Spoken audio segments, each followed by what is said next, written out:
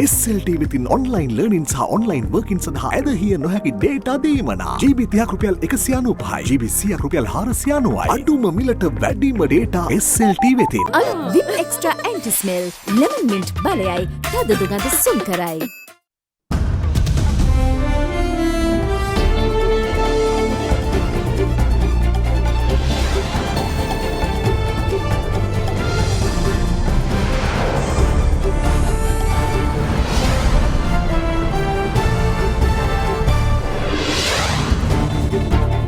අද 2020 සැප්තැම්බර් 29 අඟහරුවාදා සිරස්තල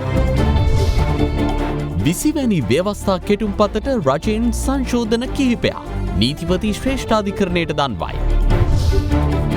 තිදෙනෙකුට මරු කැඳ වූ බූවැලිකඩ ඛේදවාචකයේ පස්මහල් නිවසේ හිමිකරු රිමාන්ඩ්. මද්‍රව්‍ය ජාවාරමේ නිරත වූ සුරාබදු නියාමකවරයෙක් අත්අඩංගුවට. අභාව ප්‍රාප්ත රංගන ශිල්පී ටෙනිසන් පුරේගේ දේහය නිවසට රැගෙන එයි. සුනාමියෙන් අතුරුදන් වූ දරුවෙක් වසර 16කට පසු මව සොයා එයි. ඇල්කොහොල් අඩංගු හෑන්ඩ් සැනිටයිසර් භාවිත කරන්න. ලෙඩ රෝග ඇති කරන විෂ බීජවලට එරෙහිව සටන් කරන්න. හඳුන්වා දීමේ මිල රුපියල් 350යි. From Ada Derana, this is Ada Derana Prime Time with Dilka Saman Mali and Shatara Alvis. Live from Studio 24 in Colombo.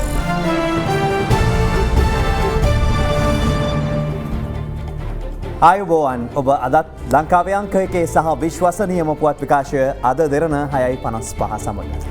20වැනි අනුක්‍රම ව්‍යවස්ථා සංශෝධන පනත් කෙටුම්පතට පාර්ලිමේන්තු කාරක සභා අවස්ථාවේදී සංශෝධන කිහිපයක් හඳුන්වා දීමට රජය තීරණය කර ඇති බව නීතිපති දප්පුල දලිවේරා මහතා අද ශ්‍රේෂ්ඨාධිකරණය හමුවේ ප්‍රකාශ කළා.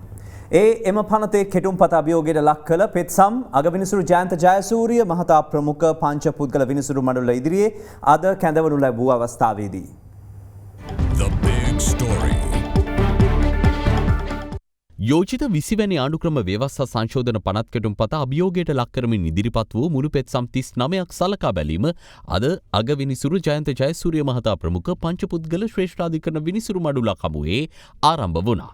අදාළ පෙත්සම් මගින් පෙත්සම්කරුවන් පෙන්වා දෙන්නේ රජය විසින් පාර්ලිමේන්තුවට ඉදිරිපත් කරන ලද 20 වන සංශෝධන පනත් කෙටුම්පතේ අඩංගු ඇතැම් වගන්ති මගින් වත්මන් ආණ්ඩුක්‍රම ව්‍යවස්ථාව තුළින් සහතික කර තිබෙන මූලික අයිතිවාසිකම් සහ වෙනත් ප්‍රතිපාදන ගණනාවක් උල්ලංඝනය වන බවයි. ජනාධිපතිවරයාට එරෙහිව මූලික අයිතිවාසිකම් පෙත්සම් ගොනු කිරීමට තිබෙන අවස්ථාව අහිමි කිරීම, මැතිවරණ කොමිසම මගින් නිකුත් කරන නියෝගයක් උල්ලංඝනය කළ අවස්ථාවක අපරාධ නඩු පැවරීම සඳහා එම කොමිසමට ලබා දී තිබූ බලය කප්පාදු කිරීම, ජනාධිපති සහ අග්‍රාමාත්‍ය කාර්යාලය මෙන්ම තවත් රාජ්‍ය සමාගම් විගණනයෙන් ඉවත් කිරීම, නව පාර්ලිමේන්තුවක් පත්වී වසරක් ඇතුළත එය විසිරුවා හැරීමට ජනාධිපතිවරයාට බලය හිමිවීම, හදිසි පනත් කෙටුම්පත් ගැනීමට යලි අවස්ථාව හිමිවීම වැනි අගතිගාමී ප්‍රතිපාදන මෙහි අන්තර්ගත බව පෙත්සම්කරුවන් පෙන්වා දී තිබෙනවා. ඒ අනුව අදාළ පනත් කෙටුම්පතේ ප්‍රශ්නගත වගන්ති සම්මත කිරීමට අවශ්‍ය නම් පාර්ලිමේන්තුවේ 3/2 බහුතර ඡන්දයකට අමතරව ජනමත විචාරණයකින්ද ඒවා අනුමත විය යුතු බවට තීන්දුවක් ලබා දෙන ලෙස පෙත්සම් හරහා ඉල්ලා තිබෙනවා. අද ශ්‍රේෂ්ඨාධිකරණය හමුවේ රජය වෙනුවෙන් කරුණු දැක්වූ නීතිපති දප්පුලද ලිවේරා මහතා ප්‍රකාශ කළේ මෙම පනත් කෙටුම්පතට පාර්ලිමේන්තු කාරක සභාව අවස්ථාවේදී සංශෝධන කිහිපයක් හඳුන්වා දීමට රජය තීරණය කර ඇති බවයි. කාරක සභාව අවස්ථාවේදී සිදු කිරීමට නියමිත සංශෝධන අඩංගු ලේඛනයක් මෝසමක් මාර්ගයෙන් දැනටමත් අධිකරණය හමුවේ ගොනු කර ඇති බවද නීතිපතිවරයා වැඩිදුරටත් සඳහන් කළා. ඒ අනුව රජය විසින් කාරක සභා අවස්ථාවේදී ඉදිරිපත් කිරීමට අපේක්ෂිත සංශෝධන අතර ජනාධිපතිවරයාට පාර්ලිමේන්තුව විසිරුවා හැරීමේ හැකියාව නව පාර්ලිමේන්තුව පත්වී වසර 2.5ක් දක්වා දීර්ඝ කිරීම, දැනට පවතින ව්‍යවස්ථාදායක සභාව වෙනුවට හඳුන්වා දීමට යෝජිත පාර්ලිමේන්තු සභාවේ සමාජිකයින් ගණන 9ක් දක්වා වැඩි කිරීම, මැතිවරණ කොමිෂන් සභාවේ සමාජිකයින් සංඛ්‍යාව 5ක් දක්වා වැඩි කිරීම යන කරුණු ඇතුළත්. එමෙන්ම ජනාධිපති කාර්යාලයේ සහ අග්‍රාමාත්‍ය කාර්යාලයේ විගණන කටයුතු විගණකාධිපතිවරයා යටතට පත් කිරීමටද මෙම සංශෝධන මගින් යෝජනා වී තිබෙනවා. 20 වන සංශෝධනය මගින් අලුතින් හඳුන්වා දුන් කිසියම් පනත් කෙටුම්පතකට පාර්ලිමේන්තුවේදී යෝජනා කරනු ලබන යම් සංශෝධනයක් එම පනත් කෙටුම්පතේ හරයට සහ මූලධර්මවලට පරිබාහිර සංශෝධනයක් නොවිය යුත්තේ යන වගන්තිය අද අධිකරණයට ඉදිරිපත් වූ සංශෝධන තුළින් ඉවත් කරගෙන තිබෙනවා. එමෙන්ම විසිවන ව්‍යවස්ථා සංශෝධන පනත් කෙටුම්පතේ අන්තර්ගතව නොතිබූ එහෙත් කාරක සභා අවස්ථාවේදී එම පනතට අලුතින්ම එක් කිරීමට නියමිත වගන්ති කිහිපයක්ද මෙම සංශෝධන ලැයිස්තුවේ ඇතුළත්. ඒ අතරට ජනාධිපතිවරයාගේ බලතල හා කාර්යභාරය ක්‍රියාත්මක කිරීමේදී ඔහු විසින් කරන ලද හෝ නොකරන ලද යම් කටයුත්තක් සම්බන්ධයෙන් නීතිපතිවරයාට එරෙහිව මූලික අයිතිවාසිකම් පෙත්සම් ගොනු කිරීමේ හැකියාව විසිවන සංශෝධනයෙන් ඉවත් කර තිබුණද විසිවන සංශෝධනය සම්මත වන අවස්ථාවට පෙර ශ්‍රේෂ්ඨ අධිකරණයේ ඉදිරියේ විනිශ්චයට භාජනය වෙමින් පවත්නා සියලු මූලික අයිතිවාසිකම් පෙත්සම් විභාග කර අවසන් කළ යුතු බවට නව වගන්තියක් එක් කිරීමට නියමිතයි. මෙම සංශෝධන ඇතුළත් ලේඛනවල පිටපත් ලැබීමෙන් අනතුරුව පෙත්සම්කාර පාර්ශවයේ නීතිඥවරුන් අධිකරණය හමුවේ ප්‍රකාශ කළේ මෙම සංශෝධන සම්බන්ධයෙන් කරුණු දැක්වීමට තමන් බලාපොරොත්තු නොවන බවයි. කාරක සභා අවස්ථාවේ සිදු කෙරෙන මෙම සංශෝධන මේ ආකාරයෙන් සිදුවීමට මෙන්ම සිදු නොවීමටද ඉඩ ප්‍රස්තාව පවතින බැවින් මූලික කෙටුම්පත පමණක් අභියෝගයට ලක් කරමින් කරුණු දක්වන බව පෙත්සම්කරුවන් වැඩිදුරටත් සඳහන් කළා. මෙහිදී සමගි ජනබලවේගයේ මහලේකම් පාර්ලිමේන්තු මන්ත්‍රී රංජිත් මද්දුම් බණ්ඩාර මහතා වෙනුවෙන් පෙනී සිටි නීතිඥ සුරේන් ප්‍රනාන්දු මහතා අධිකරණය හමුවේ කරුණු දක්වමින් කියා සිටියේ 1978 ආණ්ඩුක්‍රම ව්‍යවස්ථාව තුළින් ජනාධිපතිවරයා පාර්ලිමේන්තුවට වග කිව යුතු බව සඳහන් කර තිබුණද යෝජිත 20 වන සංශෝධනය හරහා ජනාධිපතිවරයා පාර්ලිමේන්තුව යටපත් කරන තත්ත්වයක් දිස්වන බවයි. විකල්ප ප්‍රතිපත්ති කේන්ද්‍රය වෙනුවෙන් පෙනී සිටි ජනාධිපති නීතිඥ එම්.ඒ. සුමන්දිරන් මහතා අධිකරණය හමුවේ කරුණු දක්වමින් යෝජිත 20 වන සංශෝධන පනත් කෙටුම්පතේ ඇතැම් වගන්ති මගින් පාර්ලිමේන්තුව සතු ඇතැම් බලතල ජනාධිපතිවරයා වෙත පවරාදීමක් සිදු කර ඇතැයි චෝදනා කළා. පාර්ලිමේන්තුව මගින් ප්‍රතික්ෂේප කරනු ලබන පනත් කෙටුම්පතක් ජනමත විචාරණයක් සඳහා යොමු කළ හැකිවන ආකාරයේ බලයක් ජනාධිපතිවරයා වෙත මෙම සංශෝධන පනත් කෙටුම්පත තුළින් පවරා දී ඇති අතර එය ආණ්ඩුක්‍රම ව්‍යවස්ථාවට පටහැනි ක්‍රියාවක් යයිද ඔහු පෙන්වා දුන්නා. අද පස්වරු 4:45 පමණ පෙත්සම් සම්බන්ධයෙන් වැඩිදුර විභාගය හෙට පෙරවරුව දක්වා කල් තැබීමට ශ්‍රේෂ්ඨාධිකරණ විනිසුරු මඩුල්ල තීරණය කළා. මෙම පෙත්සම් සඳහා මැදිහත් වී කරුණු දැක්වීමට අවසර දෙන ලෙස ඉල්ලා අමාත්‍යවරුන් වන නිමල් සිරිපාලද සිල්වා, ගාමිණී ලොකුගේ, මහාචාර්ය ජී.එල්. පීරිස්, පාර්ලිමේන්තු මන්ත්‍රී නීතිඥ සාගර කාර්යවසම්, පූජ්‍ය උමාරේ කස්සප හිමි ඇතුළු පාර්ශව කීපයක් විසින් අතරමැදි පෙත්සම් 7ක්ද අද ඉදිරිපත් කරනු ලැබුවා.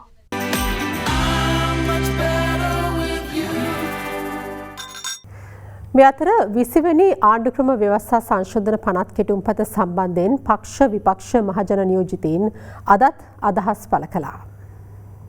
යෝජිත 20 වන සංශෝධනයට විරෝධය පළ කරමින් සාධාරණ සමාජයක් උදෙසා ජාතික ව්‍යාපාරය සංවිධානය කළ සම්මන්ත්‍රණයක් විපක්ෂයේ පක්ෂ රැසක නියෝජිතයන්ගේ ප්‍රධානත්වයෙන් අද කොළඹදී පැවැත්වුණා. අද යෙදී තිබෙන හිටපු කතානායක කරු ජයසූරිය මහතාගේ ජන්මදින සැමරීමද මෙහිදී සිදු කෙරුණා. මේ සාකච්ඡාවේ පරමාර්ථය ආණ්ඩුව පෙරලීමටවත් රජයේ විවේචනය කිරීමටවත් එහෙම නැත්නම් පදවිතාලාන්තර ගැනීමටවත් නෙමෙයි. අපි රජයට නැවතත් මතක් කරනවා කොවිඩ් වසන්තකය සාර්ථකව නිම කළා. මත්කුඩු ජාවාරම් නායකයින් අත්අඩංගුගෙන ඒ උපයාගත් කීර්ති නාමය අපකීර්තියට පත් කරන්නේ නැතුව ආරක්ෂා කරගෙන මේ 20 ආදීනව ගැන හොඳින් අධ්‍යයනය කරලා මේකට අවශ්‍ය පියවර ගන්න ලෙස තමයි අපි මේ ඉල්ලීම කරේ. මේ අතර තවත් පාර්ශව රැසක් 20 වන සංශෝධනය සම්බන්ධයෙන් අදහස් පළ කළා. අපි හිතන්නේ මේ රටේ ප්‍රශ්න වලට නැත්තම් මේ ජනතාව දුන්න විශාල ජනවරමට අපිට යුක්තිය ඉෂ්ට කරන්න පුළුවන් වෙන්නේ ජනතා සිතුම් පැතුම් ඉෂ්ට වෙන අලුත් ව්‍යවස්ථාව. ඒ බලාපොරොත්තු වලට යම්කිසි විදිහක ගැටීමක් තියෙන කිසිවක් 20 වෙනි සංශෝධනය තුලත් නොවිය යුතුයි කියන එක තමයි යුතුයකම සංවිධානයේ අදහස. අද මේ සංශෝධන ගැන පාලක පක්ෂෙම දේශපාලනඥයෝ විවේචන ඉදිරිපත් කරනකොට අගමැතිතුමා කමිටුවක් පත් කරනවා මේ ගැන හොයලා බලන්න කියලා. ඒ කමිටුව තුට්ටුවකට මායිම් කරන්නේ නැහැ. මේ කෙටුම්පත ඒ විදිහටම ඉදිරිපත් කරනවා කියලා කියනවා. මේ පහුගිය යහපාලනය කියන ආණ්ඩුවේ 19ක් දාගෙන ස්වාධීන කොමිසමුත් දාගෙන මොකද්ද කෙරුවේ? තනිකර නීතිය තමන්ගේ අතට අරගෙන පොලිසිය තමන්ගේ අතට අරගෙන හැසිරුවා. ඒකට පැහැදිලි සාක්ෂි තියෙනවා. මේ 19 කියන්නේ පහුගිය ආණ්ඩුවේ හොරකම් වහගන්න ගෙනාපු එක ක්‍රමවේදයක් විතරයි. අභියෝගයක් කරන්න පුළුවන් වෙයිද?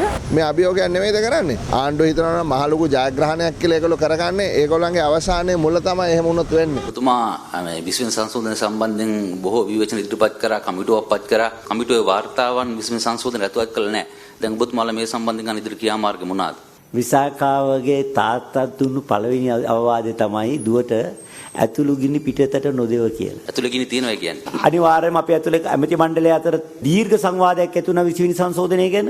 පනත් කෙටුම්පතේ වචනයක්වත් සඳහන් නොවුණු දෙයක් කාරක සභාව අවස්ථාවේදී ආනයනය කිරීමට තමයි අපි එදත් විරුද්ධයි. ඒකට අදත් විරුද්ධයි. නංගි පෙන්නලා අක්ක දෙනවා කියන්නේ. අන්න ඒවට විරුද්ධයි. ආණ්ඩුව පාර්ශවයෙන් කියනවා පොඩි ඇතුළේ ගිනි තියෙනවා. නමුත් එළියට ඒව දෙන්නේ නැහැ කිය. ඔය එළියට දෙන්නේ නැති වුණාට ගිනි පත්තු වෙන්න පටන් ගත්තට පස්සේ පිච්චීම ආරම්භ වෙනවනේ. නැත්තම් ඔය එළියට එන්නේ ඒවනේ. එක එක ගිනි පුපුරු. ඒ කියන්නේ ගින්න පටන් අරගෙන ඉවරයිනේ. අපි පාර්ලිමේන්තුව අපේ වෘත්තාය වෙනවා බලන්නකො ඡන්දෙ දෙද්දි ආණ්ඩුවෙන් තුනෙන් දෙක හම්බ වෙනවද? එතකොට ඔබතුමාලගේ පාර්ශවය කීප දෙනෙක් ආණ්ඩුවට එකතු වෙනවා කියලා කියන අද ආණ්ඩුව දන්නවා ආණ්ඩුවේ 30කට වැඩි ගාණක් මේකට ඡන්දෙ දෙන්නේ නැති විත්තිය. විරුද්ධ පක්ෂය විසින් මේ 20 වෙනි සංශෝධනය ගැන බොරු බිල්ලන් මවනවා. එහෙම නැත්නම් තේකෝප්පේ කිඹුලන් මවන තත්ත්වයකට පත් කරලා තියෙනවා. කිසිදු ආකාරයකින් විගණන කටයුතු නතර වීමක් 20 වෙනි සංශෝධනය තුලින් සිදු වෙන්නේ නැහැ. මොකද 19 වෙනි සංශෝධනය තුලින් විගණන කොමිසමක් ස්ථාපිත කරා. විගණන කොමිසමක් ස්ථාපිත කරාට එය කඩදාසියකට පමණක් සීමා වෙච්ච දෙයක් බවට පත් වුණා. මොකද කිසිදු අවස්ථාවක මේ විගණන කොමිසම පිහිටවීම සිදු කරේ නැහැ. මේ 20න් අරින දොරවල් වලින් අස්සය විතරක් නෙමෙයි බූරුවත් රින්ගන්න පුළුවන් මේක ඇතුළට. ඒ නිසා වහම අලුත් ව්‍යවස්ථාවක් හදන්න ඕනේ. අලුත් ව්‍යවස්ථාවක් හදාගන්න බැරි වුණොත් මේගොල්ලන්ට 20 ඉතුරු වුණොත් මොකද වෙන්නේ මේගොල්ලන්ට? මේකෙන් බලාපොරොත්තු වෙන දැන් අද තියෙන තත්ත්වෙමද තව අවුරුදු 10කින් මේ රටේ දේශපාලනේ තියෙන්නේ. ඔය අර්ජුන් මහේන්ද්‍රලා වගේ මිනිස්සු සමහරලාට පාර්ලිමේන්තුවෙත් අතර වෙන්න බැරි නෑ. ඒකයි මම කිව්වේ අස්සයන්ට ඇරියට බූරුවත් වින්ගන්න පුළුවන් ඒක අස්සෙන් කියලා. 20 වෙනි වර්ෂා සංශෝධනය සම්මත කර ගැනීම සම්බන්ධයෙන් කිසිදු ගැටලුවක් ඇති නොවන බව අග්‍රාමාත්‍ය මහින්ද රාජපක්ෂ මහතා පවසනවා. අද විද්‍යුත් සහ මුද්‍රිත මාධ්‍ය ආයතන ප්‍රවෘත්ති අධ්‍යක්ෂවරුන් සහ පුවත්පත් කතුවරුන් අතර පැවති හමුවේදී අග්‍රාමාත්‍යවරයා මේ බව සඳහන් කළා. අගමැතිතුමනි 20 වෙනි සංශෝධනය ගැන ඔබතුමාගේ මතය තාම එළියට අවිල්ලා නැහැ. ආණ්ඩුවක් වුණාම ආණ්ඩුව ගන්න මතය තමයි මගේ වන්නේ. අපි හැමෝටම විවිධ අදහස් තියෙනවා. ඒ ගැන අපි දැවැන්ත සංවාදයක මේ වෙලාවේ යෙදිලා ඉන්නවා. නමුත් අවසාන වශයෙන් ආණ්ඩුවේ මතය විදිහට අපි සාමූහික මතයකට අවිල්ලා ඒක තමයි රට ඉදිරිපත් කරන්නේ. අගමැතිතුමනි 20 වෙනි සංශෝධනය හරහා අග්‍රාමාත්‍යවරයා නැවත යම් තරක් දුරකට නාමික මට්ටමකටපත් වෙනවා. ඔබ එකඟද ඒක? නෑ මං හිතන්නේ එම්බී කියලා. කියන තරම් එහෙම ප්‍රශ්නයක් නෑ. අගමැතිවරයාගේ අතේ තමයි තියෙන්නේ. බලේ තියනවද නැද්ද කියන්නේ. අගමැතිතුමා අලුත් ව්‍යවස්ථාවක් ගේනවා කියලා දැන් අලුත් ව්‍යවස්ථාව කොයි කාල විතර ගෙනියනවා? තාක්ෂණ කොමිටියක් අපි දාලා තියෙනවා. අද ලංකාවේ සිටින කීර්තිමත්ම නීතිඥවරයෙක් වෙන ජනාධිපති රොබේෂ්ලා මැතිතුමා ඇතුළු කාටවත් විවේචනය කරන්න බැරි විද්වත් මණ්ඩලයක් අමාත්‍ය මණ්ඩලය විසින් ඒ සඳහා පත් කරලා තියෙනවා. දැන් නව ව්‍යවස්ථාවක් ගෙනපුවාම මේකට ජනමත විචාරණයක් අවශ්‍ය වෙන්නේ නැද්ද? අනිවාර්යයෙන්ම ජනමත විචාරණය යොමු කරනවා. හැබැයි ඉතින් පාර්ලිමේන්තු මැතිවරණයේදී ජනමතය දීලා තියෙනවා. 19 ඉවත් කරනවා කියන එක කෙටි කාලීන කළ යුතුම දෙයක්. මොකද ජනතාවගෙන් අපිට 3න් 2ක් බලය ඉල්ලුවේ වෙන මොනවටද? බඩු මිල අඩු කරන්නද රස්සා ප්‍රශ්නේ හදන්නද නැහැ. 3න් 2ක් බලය ඉල්ලුවේ 20 වෙනි සංශෝධනය 19 ඉවත් කළ යුතුමයි කියන මතය කරන්න තමයි බලාපොරොත්තු. මීට සති කිහිපයකට කලින් ප්‍රවෘත්තියක් පළ වුණා ඔබතුමා අවුරුදු 2කින් දේශපාලනයෙන් විශ්‍රාම යනවා කියලා. නෑ එහෙම එකක් නෑ. දේශපාලනඥයෝ කවුද විශ්‍රාම ගියේ? විපක්ෂය ප්‍රකාශ කරනවා ආණ්ඩු පක්ෂය තුළ 20 වෙනි සංශෝධනයට විරුද්ධ කණ්ඩායමක් සිටින බව. ඔවුන් සඳහන් කරන්නේ පාර්ලිමේන්තුවේ මේ සම්මත වෙන්න ඉඩ දෙන්නේ නැහැ කියන කාරණේ. සූදානම්ද ආණ්ඩුව 3න් 2ක බලය ලබා ගන්න. අපිට නේනෝනේ 3න් 2ක්. අපේ ඔක්කොම එක මතයකට ආවම 3න් 2ක් තියෙනවා. පොල් ගැනත් කතා වෙනවා, පොල් ගෙඩියේ සයිස් එක ගැනත් කතා වෙනවා. ටීවී වල නම් ගහනවා හොඳටම තියාගෙන. ඒක ඉතින් හැමදාම වික්කේ ওই විදියට තමයි. පුංචිම පොල් තියෙනවා. පොඩවල් තුනක අනිත් මැදස් ඊට පස්සේ ලොකු පොල් තියෙනවා. ඉතින් ඕකේ ගණන් තුනක්. පොල් වගේම කා දැන් බරපතල ප්‍රශ්නයක් කළා තියෙනවා. ඇත්ත. මොකද මේ අපි ගොවියා ශක්තිමත් කරන්න තමයි මේක ඉදිරිපත් කළේ. වාගෙන යනකොට කහ ගෙන්නීම ඉඩ දුන්නා නම් ගොවියා මේක අතාරිනවා. දැන් ගොවියා අපේ අය වගා කරන්න ආරම්භ කරලා තියෙනවා. ඒ කට්ටියව මේ පැත්තකට කරන්න නැතුව අපි ඉදිරියට ධෛර්යමත් කරන්න තමයි මේ වැඩේ කරලා තියෙන්නේ. ඊයේ උතුරු නැගෙනහිර හර්තාල් ක්‍රියාත්මක නැගුවා. ඒ කියන්නේ දිලීබන්ගේ සිහිපත් කරන්න ඕනි කියලා දිලීබන්. දැන් මේ සම්බන්ධයෙන් මොකක්ද ඔබතුමාගේ? බොරු වැඩ දිලීබන් මර්ඩර්. මගේ මල්ලි එක කිඩ්නැප් කරා. මගේ මල්ලි එයා කිඩ්නැප් කරා. මගේ නාදය උඹ කට්ටිය කිඩ්නැප් කරා. එයා මර්ඩර්. දේශපාලනට තමයි එමළඟ මේක කතා කරන්නේ. උතුරේ හා නැගෙනහිර තත්ත්වය ආරක්ෂාවට රටේ ආරක්ෂාවට තර්ජනයක්ද? මං හිතන්නේ රටම ආරක්ෂිතයි. අපි බොහොම පරිස්සමෙන් ඒ ගැන කටයුතු කරගෙන යනවා. උදේනි තත්ත්වයක් આવොත් මේකම පෞද්ගලික කාලයේ ඇති විදිහ තමයි උත්තරේ. ලයිම ආශ්‍රිත නව නිවාස ඉදිකිරීමේ අවශ්‍යතාව ජනාධිපතිවරයා සහ ග්‍රාමාත්‍යවරයා අවධාරණය කරනවා. ජනාධිපති මාධ්‍යංශ නිවේදනය කළේ ඉන්දීය ආධාර යටතේ ක්‍රියාත්මක මෙම වැඩසටහන 2016 දී ආරම්භයත් ප්‍රායෝගික ගැටලු හේතුවෙන් ඒ ක්‍රියාත්මක වීම ප්‍රමාද වී ඇති බවයි. වතු නිවාස සහ ප්‍රජා යටතල පහසුකම් පිළිබඳ රාජ්‍ය අමාත්‍යාංශයේ ඉදිරි සැලසුම් පිළිබඳ සාකච්ඡාවක් අද ජනාධිපති කාර්යාලයේදී පැවැත්වුණා. මෙහිදී ජනාධිපති ගෝඨාභය රාජපක්ෂ මහතා පෙන්වා දුන්නේ වතු ජනතාවගේ ජීවන තත්ත්වය උසස් කළ යුත්තේ ඔවුන් සිටින පරිසරය තුළින්ම බවයි. ඉන්දීය ආධාර යටතේ වතු ජනතාව වෙනුවෙන් නිවාස 4000ක් ඉදිකිරීම 2016 දී ඇරමුණත් දැනට ඉදිකර ඇති නිවාස සංඛ්‍යාව 669ක්. මෙම සාකච්ඡාවට සහභාගී වූ නිලධාරීන් පැවසුවේ යටතල පහසුකම් සැපයීමේදී සිදු වූ ප්‍රායෝගික ගැටලු ඉදිකිරීම ප්‍රමාදයට හේතු වූ බවයි. නිවාස සැලසුම් කිරීම රාජ්‍ය ඉංජිනේරු සංස්ථාවට පැවරීමෙන් ඉදිකිරීමේ ප්‍රමිතිය සහ ගුණාත්මක භාවය ඉහළ තත්වයක පවත්වා ගත හැකි බව මෙහිදී ජනාධිපතිවරයා පෙන්වා දුන්නා. එම ජනතාවගේ ජීවන තත්ත්වය උසස් කිරීම සඳහා රජය ගෙන යන වැඩපිළිවෙලට සමගාමීව පෞද්ගලික වතු සමාගම්ද තම යුතුකම් සහ වගකීම් ඉටු කළ යුතු වනවා. ජනාධිපතිතුමා අවධාරණය කළේ වතු නිවාස සහ ප්‍රජා යටතල පහසුකම් පිළිබඳ රාජ්‍ය අමාත්‍යාංශයේ සෞඛ්‍ය, අධ්‍යාපන, කෘෂිකර්ම, නිවාස, ක්‍රීඩා ඇතුළු රේකී අමාත්‍යාංශවල සහාය ගනිමින් වතු ජනතාවගේ ජීවන තත්ත්වය නගා සිටුවීමට පියවර ගත යුතු බවයි. මැන්ඩි මද්‍රව්‍ය ජාවාරමේ නිරත වූ බවට සැක කෙරෙන සුරාබදු නියාමකවරයෙකු සහ තවත් පුද්ගලයෙකු පොලිස් විශේෂ කාර්ය බළකා බුද්ධි කොට්ටාශය ඊයේ අත්අඩංගුවටගෙන තිබෙනවා.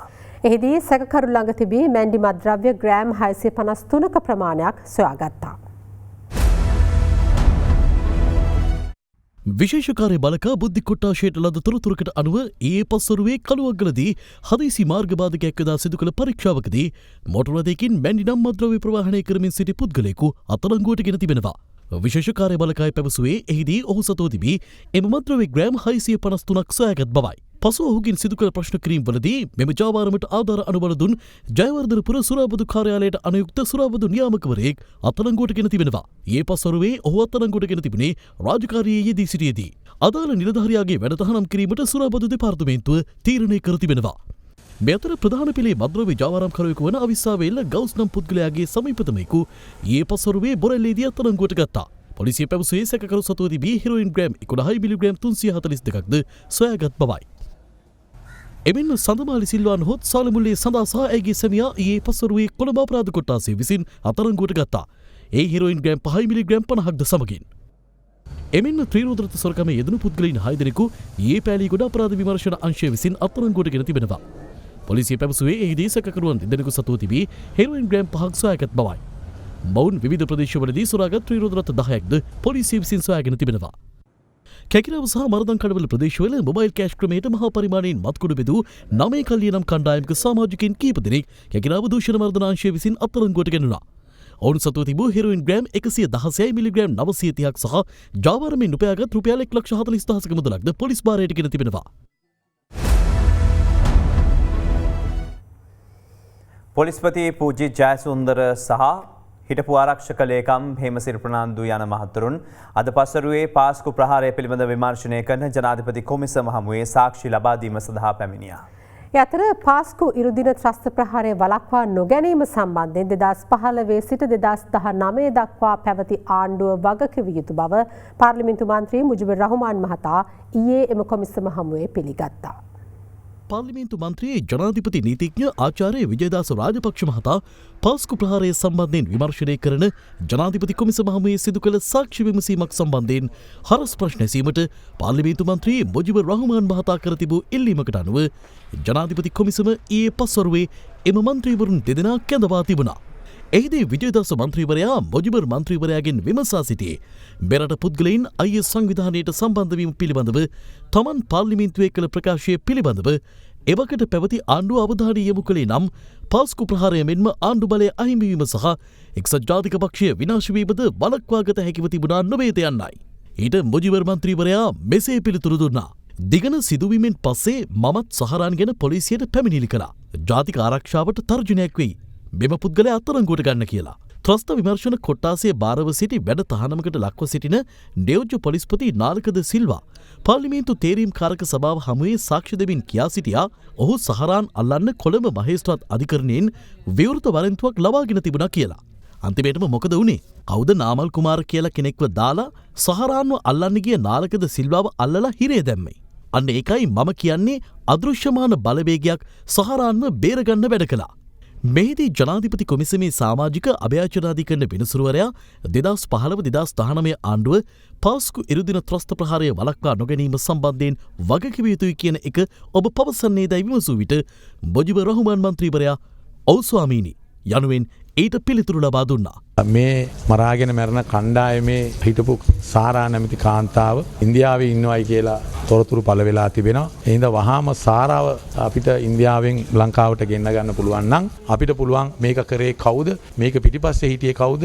කාගේ වුමනාවටද මේක කළේ? කා වෙනුවෙන් මේක කළාද කියන එක අපිට හොයාගන්න පුළුවන්. ඒ හින්දා මම රජයෙන් ඉල්ලා සිටිනවා වහාම ඉන්දියානු රජයෙන් සහරාව ඉල්ලන්න. ප්‍රහාරය එල්ලවෙන සමයේ හිටපු බලධාරීන් මේ සම්බන්ධයෙන් දක්වපු අවධානය ඉතාම අඩුයි කියන එක. එවකට ආරක්ෂක ප්‍රධානය හැටියට හිටියේ ජනාධිපතිතුමා, මෛත්‍රීපාල සිරිසේන මැතිතුමා, බුද්ධ්‍යංශ භාරව හිටියේතුමා, පොලිසිය භාරව හිටියේතුමා, ත්‍රිවිධ හමුදාව භාර හිටියේතුමා, සියලු දේවල් භාරව හිටියේ හිතුමා. ඒ හින්දා එතුමාට වගකීමක් තියෙනවා මේකේ වගකීම දරන්න. ඔබතුමා ආණ්ඩුව හදන්න, ආණ්ඩුව පෙරලන්න වැඩ කරපු දේශපාලඥයෙක්. දැන් මේ ආණ්ඩුව හැදද්දී ඔබතුමා යම්කිසි වගකීම් කාර්යයක් කරා. හැබැයි මේ මොහොතේදී ඔබතුමා නිහඬ චර්චාවක් කළා. ඇයි? නිහඬ විය යුතු තැන්වල මම නිහඬ වෙනවා, කතා කරන්න ඕන තැන්වල කතා කරනවා. ඉදිරියේදී අවශ්‍ය අවස්ථාවලදී කතා කරනවා. යම් කලකිරීමකින්ද ඉන්නේ? නෑ, බොහොම සතුටින් ජීවත් වෙන්න. එහෙම කලකිරෙන්න මට හේතුවක් නෑ. කවුරු හරි විසින් කරන පව්වලට මම මොකටද කලකිරෙන්නේ? අනුන් කරන වැරදි වලට හෝ අඩුපාඩු වලට මම කලකිරන කෙනෙක් නෙවෙයි.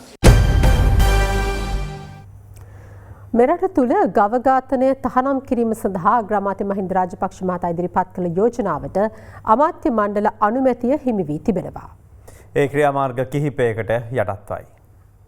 මෙරට තුළ ගව ඝාතනය තහනම් කිරීම සඳහා අග්‍රාමාත්‍ය මහින්ද රාජපක්ෂ මහතා ඉදිරිපත් කළ යෝජනාවට අමාත්‍ය මණ්ඩල අනුමැතිය හිමි වී ඇත්තේ කරුණු කිහිපයකට යටත්වයි. ඒ අනුව ගව ඝාතනය සම්බන්ධයෙන් දැනට ක්‍රියාත්මක නීති රීති සංශෝධනය කිරීමට කඩිනමින් පියවර ගැනීම, ගව මාංශ පරිභෝජනය කරන ජනතාව වෙනුවෙන් අවශ්‍ය මාංශ ආනයනය කිරීම සහ සහන මිලකට ලබා දීමට අවශ්‍ය ක්‍රියාමාර්ග ගැනීම, කෘෂිකාර්මික කටයුතු සඳහා ඵලදායී අන්දමින් යොදාගත නොහැකි වයස්ගත තත්ත්වයට පත්වන ගවයින් සම්බන්ධයෙන් යෝග්‍ය වැඩපිළිවෙලක් ක්‍රියාත්මක කිරීම යන පියවරයන්ට යටත්ව වහාම ක්‍රියාත්මක වන පරිදි මෙරට තුළ ගව ඝාතනය තහනම් කළ යුතු බව එහි සඳහන්.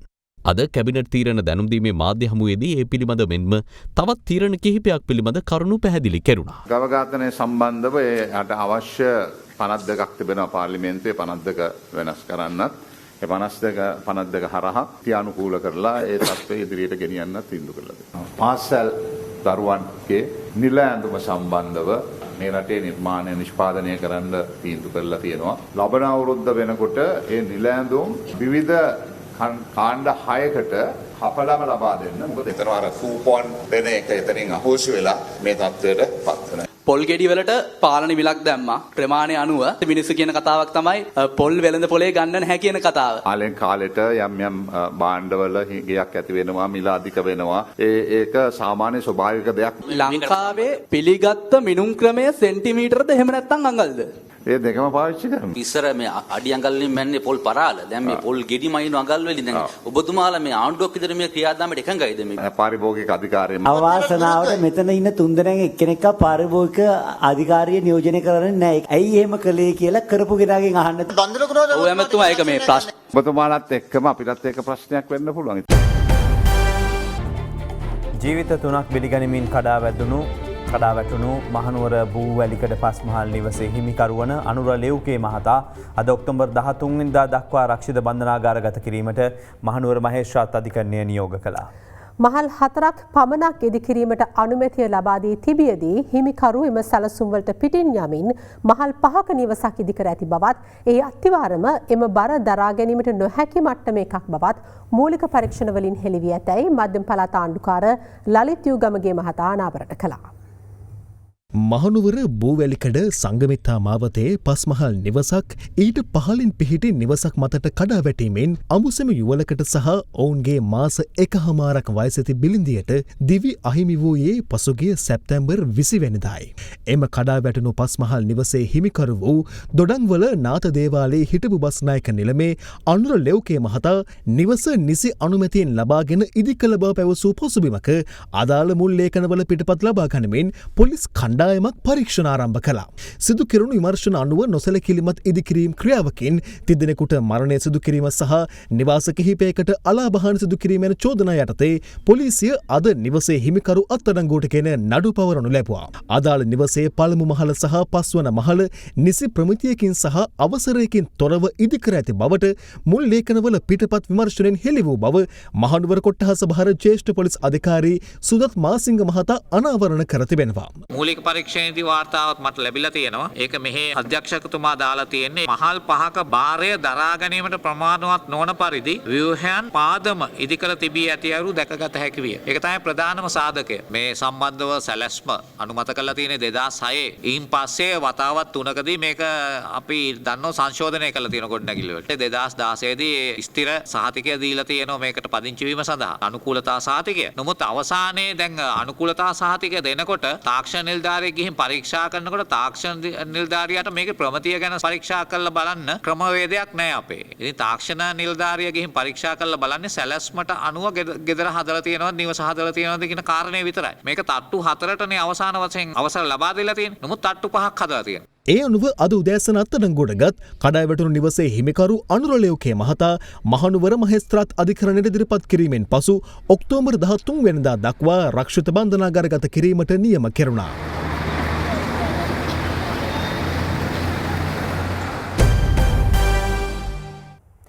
මිනිස් පරිභෝජනයට සුදුසු සහල් සත්ව ආහාරවලට නීති විරෝධී අයුරින් යොදා ගැනීම සඳහා එකල සහල් ගබඩාවක ගබඩා කර ඇතැයි අද දෙරණ උකුස්සාට තොරතුරු අනාවරණය වුණා. උකුස්සාගේ අද හෙළිදරව්ව ඒ පිළිබඳව.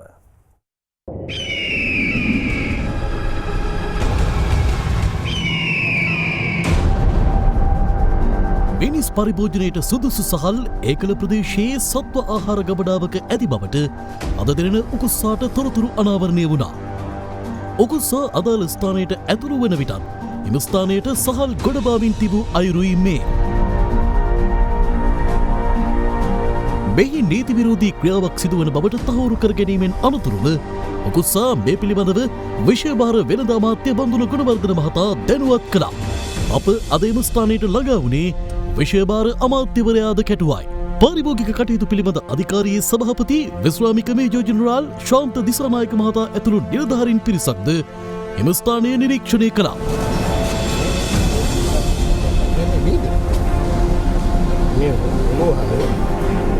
ඒ අතරතුර එහි සහල් ගබඩා කර තිබූ සයිලෝවක් පරීක්ෂා කිරීමේදී පරිභෝජනයට සුදුසු සහල් ටොන් 300කට අධික ප්‍රමාණයක් සොයාගත්තා. මේකේ තියෙන රයිස්. මොකද පීකෝ රයිස්. පීකෝ රයිස් එක හදලා ඉවරයි. ඒක උඩ පොත්තේ හදලා ගලවලා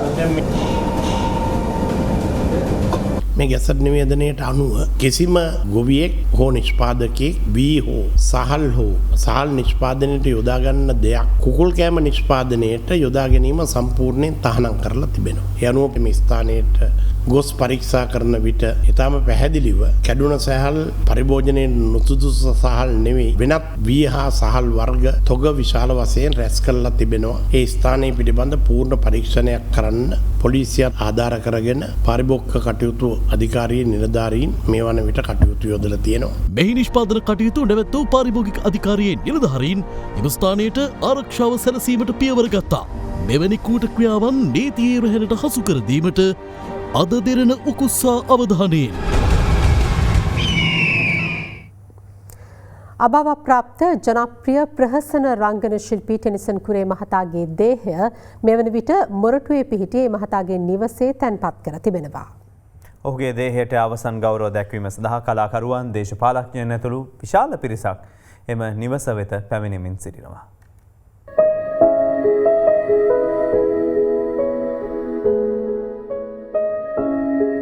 දශක 3කටත් අධික කාලයක් මෙරට ජනතාව තම හාස්‍ය රංගනයෙන් ප්‍රමෝදයට පත් කළ ටෙනිසන් කුරේ මහතා ඊයේ කොළඹ ජාතික රෝහලේදී අභාව ප්‍රාප්ත වුණා. මෙම කනගාටුදායක පුවත කනවැටුණු සැනින් කලාකරුවන් රැසක් මොරටුවේ පිහිටි ඒ මහතාගේ නිවස වෙත රැස් වුණා. අපේ සහෝදරයා මෙච්චර ඉක්මනට අපි උදාලයයි කියලා අපි නම් කවදාවත් හිතුවේ නැහැ. ඔහුගේ මරණය භෞතිකව සිද්ධ වුණත් ඔහුගේ නාමය සදා අමරණීය ලෙස අපි හැමෝගෙම හිත් තුළ තැන්පත් වෙලා තියෙනවා. පරම්පරාවක් අප වෙනුවෙන් අප්‍රමාණ මෙහෙවර කළ ටෙනිස්ටන් සෝයුරා අද අපෙන් වියෝවී ඔහු සැනසීමක සිටිනවායයි අපි සිතනු. ටෙනිසන් කුරේ මහතාගේ දේහ මොරටුවේ පිහිටි නිවස වෙත රැගෙන එනු ලැබුවේ අද පෙරවරුවේදී.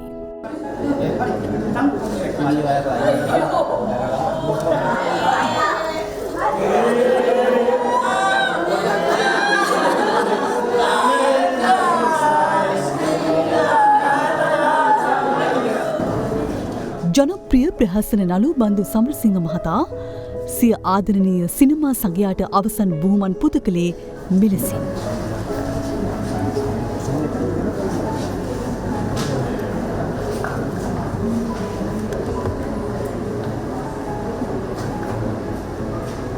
මේ අතර ටෙනිසන් කුරේ මහතා සම්බන්ධ කර ගනිමින් වේදිකා නාට්‍ය නිර්මාණය කළ දැනට විදේශගතව සිටින ප්‍රවීණ වේදිකා නාට්‍ය අධ්‍යක්ෂ ආචාර්ය සිසිල් ගුණසේකර මහතාද WhatsApp ඔස්සේ සිය ශෝකය පළ කරේ මෙලෙසින්.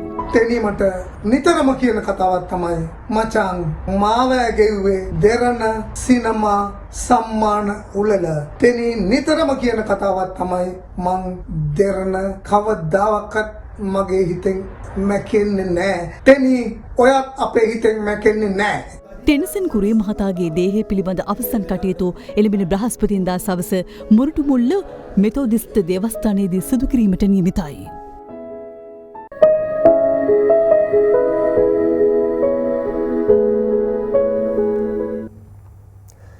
සුනාමියෙන් අතුරුදන්ව සිටි පුතෙකු වසර 16කට පසු සිය මව සොයා පැමිණි පුවතක් සමන්තුරේ ප්‍රදේශයෙන් වාර්තා වුණා. එම මුස්ලිම් දරුවා වසර 16ක් සිංහල පවුලක් ඇසුරු හැදී වැඩී තිබීම මෙහි විශේෂත්වය. සුනාමි ආපු දවසේ ඉඳලම මම මගේ ළමයාම හෙව්වා. ඒත් හම්බ වුණේ නැහැ. දැන් අවුරුදු 16කට පස්සේ ළමයාව හම්බ වෙලා තියෙනවා. මට හරිම සතුටුයි. මේ සමන්තුරේ ජීවත් වන අබුසාලි සිත්ති හමාලියා. ඇය සමීපයේ මේ අසුන්ගෙන එන්නේ 16 වසරකට පෙර අතුරුදන් වූ ඇගේ පුතු රාසීන් මොහොමඩ් අක්‍රම් රිස්කාන්. සුනාමි ඛේදවාචකයත් සමග රාසීන්ට අවුරුදු 5දී සිය මවගෙන් වෙන්වීමට සිදුවනවා. සුනාමිය ගමට ආවා. මම හිතුවේ ළමයා මැරුණා කියලා. සුනාමියෙන් දවස් 3කට පස්සේ අම්පාර ස්පිරිතාලෙට ගිහින් බැලුවා. ළමයා එහෙ හිටියෙත් නැහැ. හැබැයි ස්පිරිතාලේ පොතේ රිස්වාන් කියලා නම තිබුණා. ඒකින් මම දැනගත්තා මගේ ළමයා එහෙ ඉඳලා තියෙනවා කියලා. එතකොට එයාට අවුරුදු 5යි. මේ ෆොටෝ එක පෙන්න මම හැම තැනම ළමයාව හෙව්වා. කෙසේ නමුත් අබුසාලිසිය පුතු සෙවීමේ උත්සාහය අත්හරින්නේ නැහැ.